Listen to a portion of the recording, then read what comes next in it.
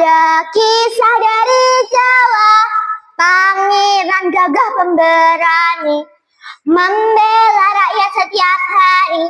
Raden Mas Said namanya, sambar nyawa julukannya.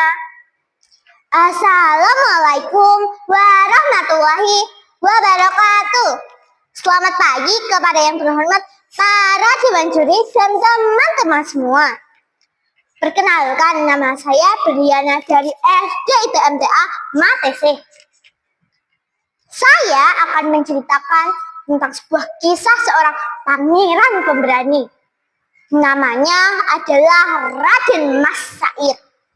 Ia lebih dikenal dengan julukan Pangeran Sambernyawa. Teman-teman, Pangeran Sambernyawa adalah julukan yang diberikan kepada Raden Mas Said atau Kabid GPAA Mangkunegoro I. Peristiwa itu terjadi ketika Raden Mas Said melawan Kompeni Belanda. Ketika melawan musuh, Raden Mas Said bergerak cepat, menyerang, kemudian menghilang, seolah-olah bisa menyambar nyawa musuhnya. Suatu hari, utusan Raja Kasunanan Surakarta menemui Jenderal Kompeni. Tuan Jenderal, menurut pendapat Kanjeng Sunan, perang melawan Raden Mas Said dihentikan saja. Mereka tak mungkin dikalahkan, Tuan, kata utusan Raja Kasunanan Surakarta dengan suara yang gagap. Hah? Apa? Dihentikan? Omong kosong, kata Jenderal Kompeni. Jenderal Kompeni kemudian memerintahkan untuk mengerahkan seluruh pasukannya untuk menggempur pasukan Raden Mas Said. Kali ini kamu pasti mati, Mas Said, kata Jenderal Kompeni dengan sombong sampai terbatuk-batuk. Kemudian Jenderal Kompeni memerintahkan untuk menyerang menggunakan meriam. Aduh, iya ini kedua Gusti Pangeran ini. Celaka Gusti Pangeran, Kompeni telah mengerahkan seluruh kekuatannya. Mereka sudah mampu bukit ini, Pangeran, lapor para pengikut Raden Mas Said. Kalau begitu, kalian segera melarikan diri lewat pintu rahasia. Saya akan melawan Kompeni itu, kata Raden Mas Said. Hei, kalian para Kompeni, aku di sini. Aku tidak akan pernah takut melawan penjahat sepertimu, teriak Raden Mas Said dengan suara yang menggugah. Jenderal Kompeni pun segera memerintahkan untuk menembak Raden Mas Said yang berada di atas bukit. Peluru dan ratusan anak panah pun segera memburunya. Tapi Raden Mas Said bergerak seperti Raja Wali yang cepat dan tangkas. Sayangnya ketika Raden Mas Said menginjakkan kaki di sebuah tebing itu longsor terkena tembakan meriam. Tubuh Raden Mas Said pun terperosok ke dasar jurang. Kemudian, apa yang terjadi, teman-teman? Jenderal Kompeni mengira Raden Mas Said meninggal tertimbun oleh bukit itu. Rupanya Raden Mas Said masih hidup.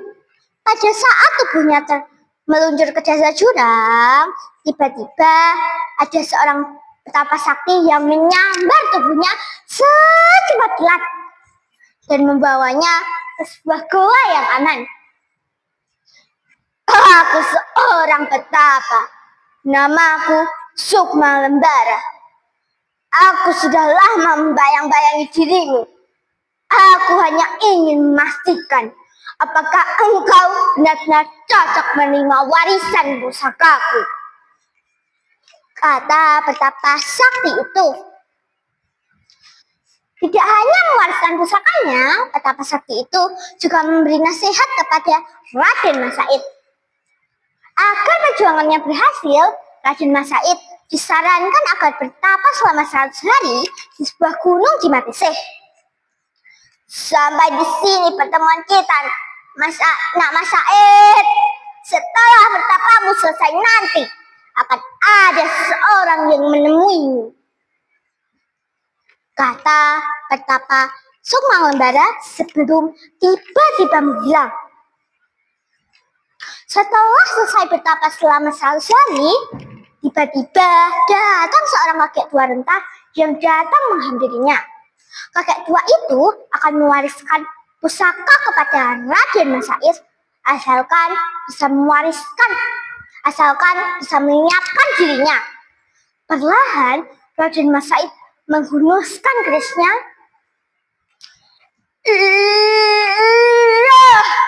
Dan keajaiban pun terjadi. Belum lagi keris ini menyentuh tubuhnya, kakek tua itu sudah menghilang seketika. Namun sayup-sayup terdengar suara, "Nak Mas Said, kau memang senopati yang sakti. Belum lagi kerismu menyentuh tubuhku, nyawaku sudah tersambar. Kau memang pantas mendapat julukan Pangeran Sambar Nyawa," kata kakek tua itu yang sudah tidak ada wujudnya. Sejak saat itu, Raden Mas Said mendapat julukan Pangeran Sambar Nyawa dan berhak atas separuh wilayah Kasunanan Surakarta dan menjadi Raja Mangkunegara pertama. Pesan dari cerita ini, teman-teman, pemimpin sejati harus berkorban untuk para pengikutnya.